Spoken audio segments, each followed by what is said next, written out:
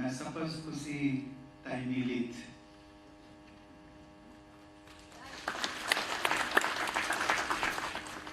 Friends, I am delighted to be among you all today in this land of great historical and cultural significance.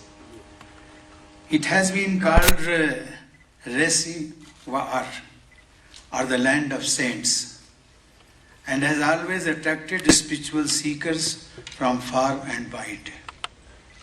I feel blessed in standing on this land, which is not only reservoir of wisdom, but also endowed with unparalleled natural beauty.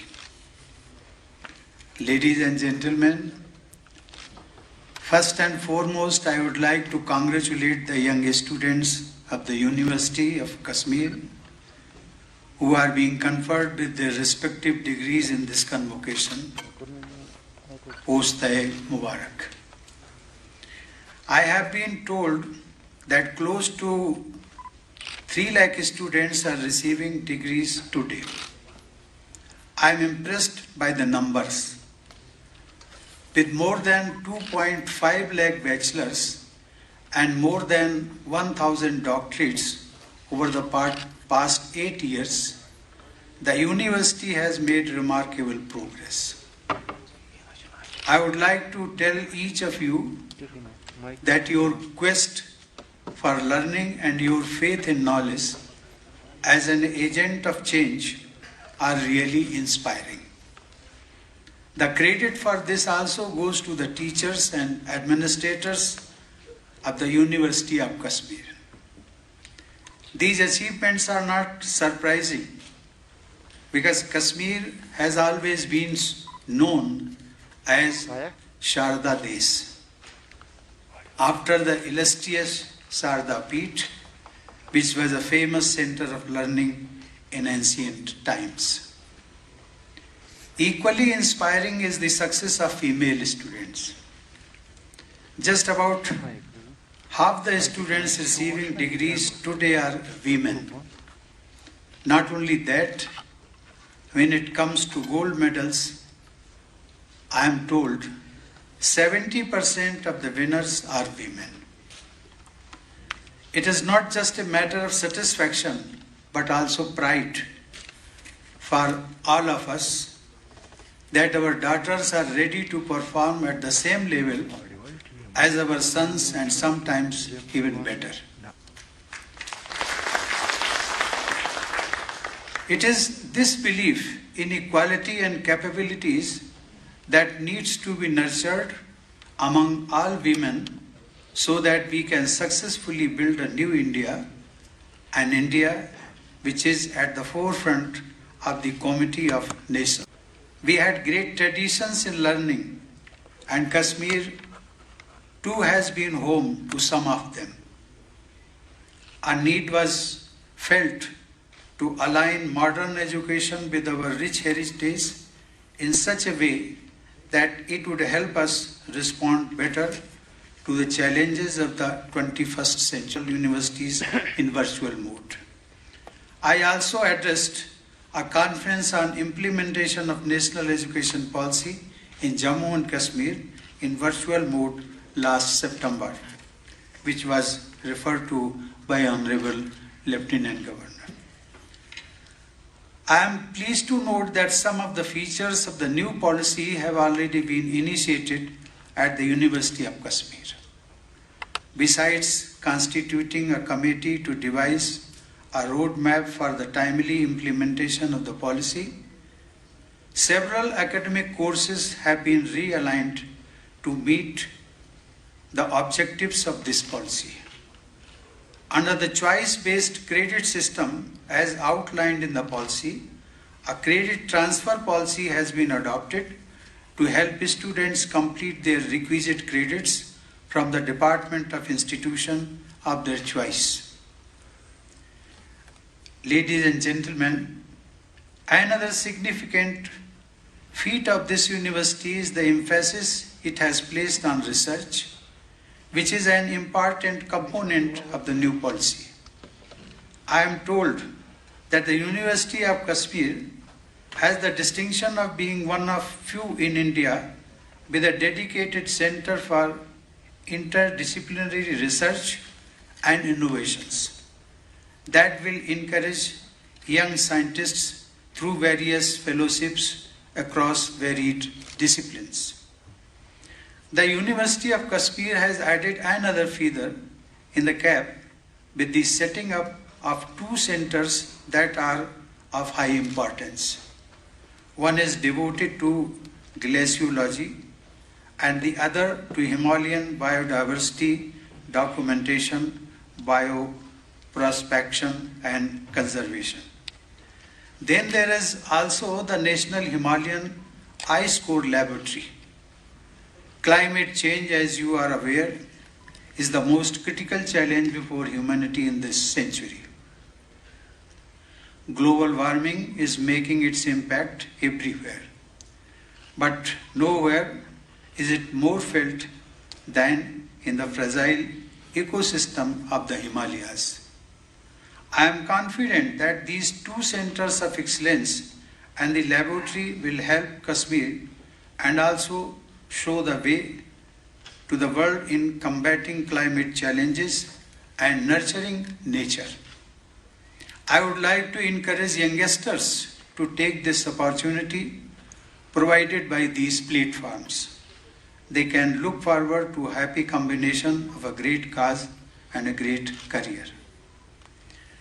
Dear students, one of the key aims of the new education policy is to place more emphasis on vocational education. In this area too, the University of Kashmir has been successful in offering skill development certificates and degree level courses.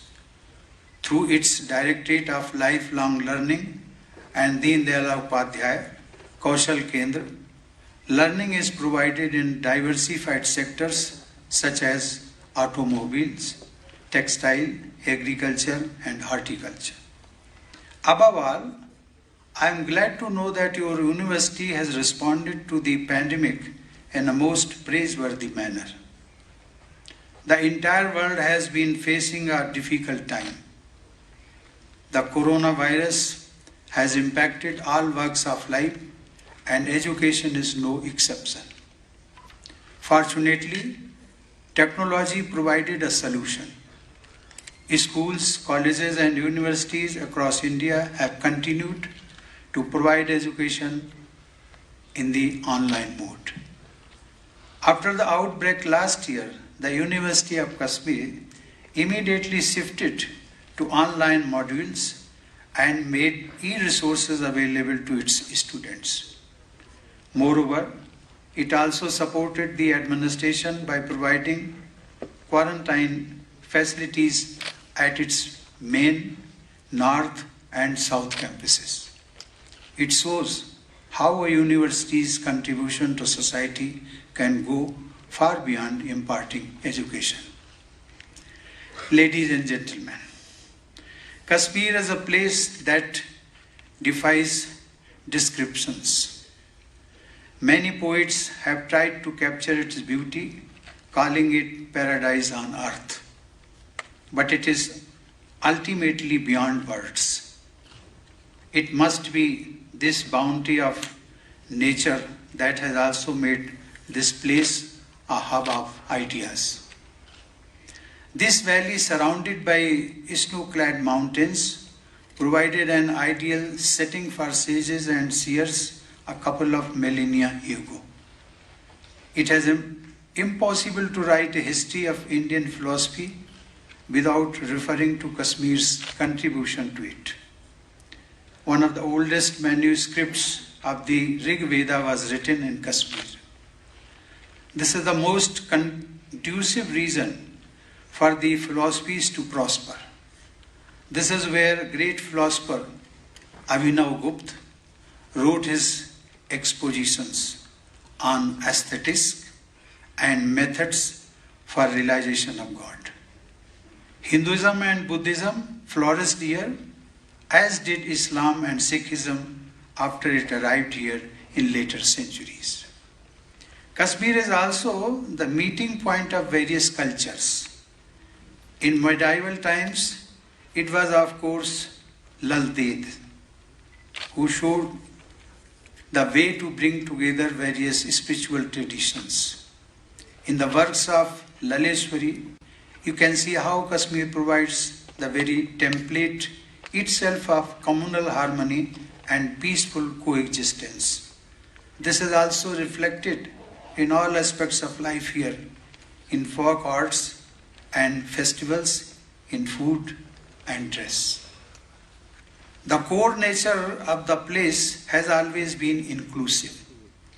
Almost all religions that came to this land embraced a unique feature of Kashmiriyat that shunned orthodoxy and encouraged tolerance and mutual acceptance among communities. Ladies and gentlemen, I take this opportunity to urge upon the younger generation of Kashmir to learn from their rich legacy. They have every reason to know that Kashmir has always been a beacon of hope for the rest of India.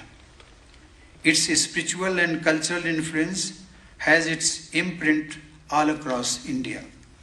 It was most unfortunate that this outstanding tradition of peaceful coexistence was broken. Violence, which was never part of Kashmiriyat, became the daily reality. It is alien to Kashmiri culture, and it can only be termed as an aberration, a temporary one, much like a virus that attacks the body and needs to be purged. Now there is a new beginning and determined efforts to regain this land's lost glory. Ladies and gentlemen, democracy, I firmly believe, has within it a capacity to reconcile all differences and also a capacity to bring out the best of citizens' potential. Kashmir, happily, is already realizing this vision. Democracy lets you build your own future, a peaceful and prosperous tomorrow. The youth and women especially have high stakes in it, and I am sure they will not let go of this opportunity to rebuild lives and rebuild Kashmir. As Kashmir has turned a new leaf, exciting new possibilities are opening up. The whole of India is watching you with admiration and pride. Kashmiri youth are scaling new heights in a variety of sectors, from civil service exams to sports and entrepreneurial ventures. In September last year, during a consultation on the new national education policy, I had spoken of my dream. I wish to see Kashmir as paradise on earth.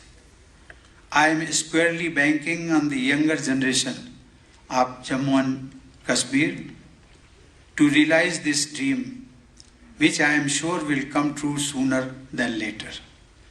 Kashmir is bound to acquire its rightful place as the crowning glory of India. Once again, I congratulate all students and also their teachers and wish all of you a successful journey ahead. Thank you. Jai Hind. मुझे याद है जब new education policy पर पहली बार महामहिम राष्ट्रपति जी ने 7 सितंबर को देश भर के सभी राज्यपाल, उपराज्यपाल और शिक्षाविदों के साथ एक बड़ा सम्मेलन किया था कि देश की नई शिक्षा नीति जो आ रही है उस पर आगे कैसे बढ़ना है। देश के सम्माननीय प्रधानमंत्री आदरणीय नरेंद्र मोदी जी भी उस बैठक में थे और जो मार्गदर्शन मिला माननीय राष्ट्रपति जी का, माननीय प्रधानमंत्री जी का, डॉक्टर कस्तूरी रंगन का, उसके तुरंत बाद ही हम लोगों ने एक टास्क फोर्स का गठन किया था और आज जब 1 वर्ष पूरा होने को है तो मुझे प्रसन्नता इस बात की है कि हमारे टास्क फोर्स के सभी सदस्यों ने बड़ी मेहनत से काम करके, जिसमें खुद कश्मीर विश्वविद्यालय के कुलपति जी और हमारे अनेक कुलपति शामिल रहे हैं, उस उस समय जो हमारे एडवाइजर थे के शर्मा साहब, इन सब लोगों ने और हमारे उच्च शिक्षा के जो अधिकारी हैं, मैं कह सकता हूं कि एक मुकाम तक पहुंचाने का काम किया है।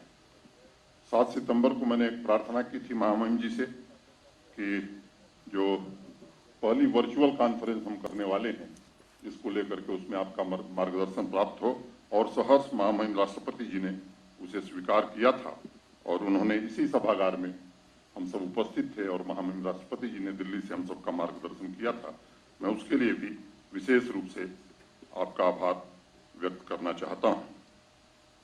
आज सबसे बड़ा मसला मेरे लिए है कि इतनी अजीम शख्सियत को लफ्जों में मैं कैसे बयां करूं, लेकिन सभी मुश्किलों और मसाइलों को सुलझाने की तरकीब मुझे लगता है कि खुदा सुझाता है। और उसी प्रकार एक श्लोक मुझे ध्यान में आया कि वासुदेव सर्वसम्मति स महात्मा सुदुर्लभ, a great soul that is rare to find. महामहिम राष्ट्रपति जी ने शिक्षा, राजनीति, राष्ट्रनीति, संस्कृति, सामाजिक कार्यों और नव मानवतावाद के में जिस प्रकार अपनी व्यापक अंतर्दृष्टि से योगदान किया है, वह इस वर्तमान पीढ़ी तथा भविष्य की पीढ़ी के लिए भी एक समृद्ध विरासत है। यह हमारी खुशनसीबी है कि वह आज हम सबसे रूबरू हैं।